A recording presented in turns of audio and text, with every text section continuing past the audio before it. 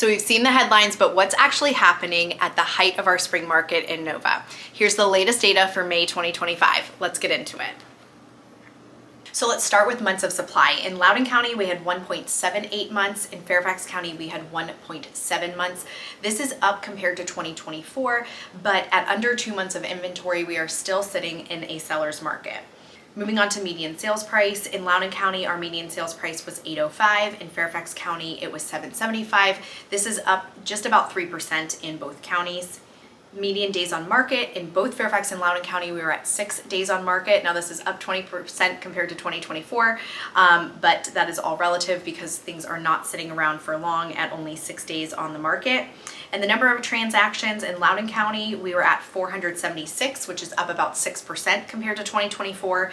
And in Fairfax County, we were at 1,148, which is down just slightly compared to last year.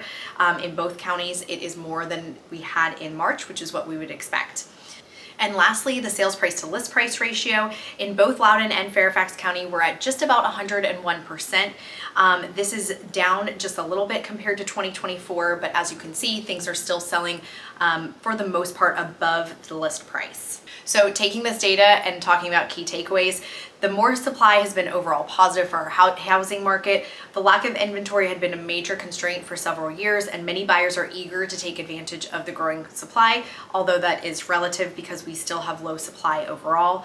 There were concerns earlier this year that more inventory and inventory increasing would mean that prices would go lower. However, we are seeing no evidence of softening prices in the Northern Virginia region, and we are seeing buyers start to get a little bit more negotiating power than they had a few months ago. However, sellers are still not having to make major concessions and homes still are selling very quickly. If you want to understand how this market activity should impact the decisions that you're making for you and your family, click the link below for a free strategy session, and I'll see you next month for next month's update.